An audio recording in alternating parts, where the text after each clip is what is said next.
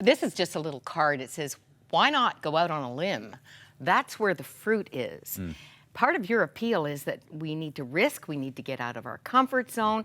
Certainly applied with King Rodney, that Sure did. dear man on the street. Sure did. You know, the way I've shared this with people is I am so grateful that I have eternity. I am secure in eternity. I have the free gift of salvation. But I am desperate for that not to be the end of my earthly story, because there's so much more there. Once we've received that free gift, Moira, there is so much to discover. And that discovery occurs as we actually interact with the King. And what I have had to learn is that it really happens when our eyes are not focused on us, when our eyes are focused on the needs of those around us. And one of the challenges of this book is a little different than what you traditionally think of when you think of service. We think of clothing the naked and feeding the hungry and visiting the prisoner, and all of those things are definitely service. But really true service is being sensitive to the call that the King has on our life and being willing to follow Him wherever He may lead. That may lead us into some of those traditional places of service. It also might lead us into some untraditional places. The key is, are we willing to follow where He leads? Are we willing to aim our lives in the direction of the King and follow wherever He may lead? Posture is paramount. That's right. You say. I love that. That's right. What posture do we need? Well, it might depend. We need a posture that is receptive to the call of the King. The story in the book, posture is paramount. It had to do with my neighbor, Mrs. Ackerman, who was teaching me penmanship. And she would lecture me, posture is paramount, Thann. You got to sit up. You got to sit up. And I didn't understand what that had to do with, writing loopy letters that connected to each other. But I actually think she was trying to tell me something more important. It was that my posture in life, my posture of waiting for the King, was going to determine whether or not I heard from Him.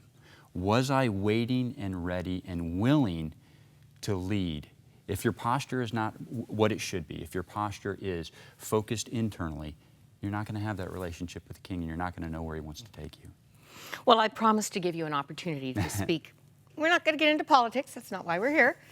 But this is either really distressing or it presents a very timely opportunity for servants of the King.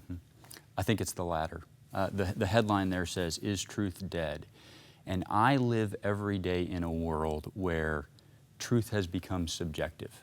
I laughed out loud at a couple of new, at least new to me, alternatives for the word truth. Well, it's always moving. It's not a fixed thing. Truth has become something that is what someone says it is. So it's always moving around. But here's the good news of this. The truth in my world, in the political world, might be subjective, but the truth is steady, it's the same, and here's the most exciting thing. It's not dead. It is alive and it lives forever, and you and I have a role in that. You and I have been called to participate in the mission of the King, and no matter what the world around us says truth is, we know what it is, and most excitingly, we're a part of it.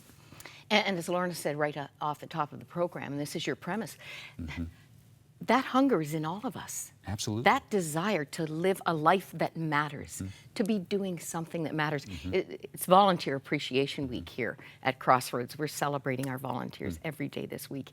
And you cited the verse from Isaiah, "My servants will sing out of the joy of their hearts." Truly, there is no greater joy than knowing your purpose in Christ and living it out. We're hardwired for that. We are hardwired for association with royalty, to participate with the King. And I think there's a temptation, because we misapply that longing sometimes, to try to suppress it or to try to kill it off, because it would be easier if we didn't have that longing. And I just want to really impress on people, don't try to kill that desire, because it is necessary to press in and to truly serve the King. So don't kill it off, channel it.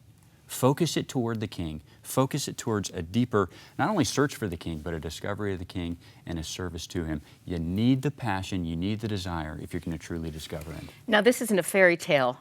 You warn us that the more serious we are about serving the King, the more we can expect enemy opposition. And I just loved your contrasting of the two lions that pursue us. One's the true lion, and one is an imposter. That's right. One is the Lion of Judah, and one is posing as a lion. And just very quickly, one of the motivations for the book was the C.S. Lewis novel, The Horse and His Boy. And there's a scene in there, we don't have time to get into all of it, but where the main character in the book realizes there's a giant creature walking right next to him. Can't see him because it's foggy, but he can sense him. And the analogy for us is the same. Our King is walking right next to us, Moira. He's so close to us, we can sense His presence, and we can even feel His breath like a mighty rushing wind. But here's the thing. As much as He wants to dialogue with us, He's not going to force Himself on us. He is waiting for us to ask about His identity, to ask Him who He is, so that He can then in turn reveal Himself to us. You say ask questions at Absolutely. the crucial crossroads. Absolutely. Well, all crossroads are crucial. That's the place to ask questions. Absolutely. And even dare God. Absolutely.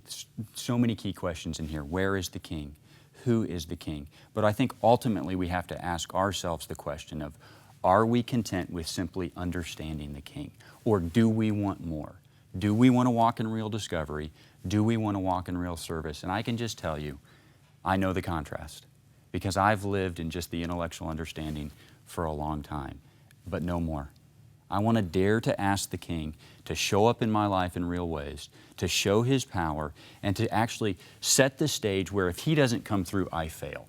I want to create situations where if God's presence in my life and if His power is not real, it won't work, because that's when He can come through. Mm-hmm. And just to come back to those lions, the Lion of Judah, who searches the whole earth for one whose heart is faithful toward Him, and then look out. And then there's our enemy, That's right. who prowls about like a roaring lion, seeking whom he may devour. That's right.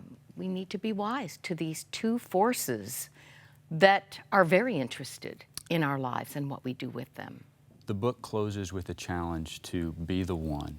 And I think it can be discouraging at times because we want to change the generation, and we're attacked on so many fronts by the enemy who wants to stop our progress. But we don't have to change the generation, Moira. We just have to change me, right? If we change me, if we're focused on being the one that when God comes down, when the King comes down and looks to and fro for one who is faithful, will He find you?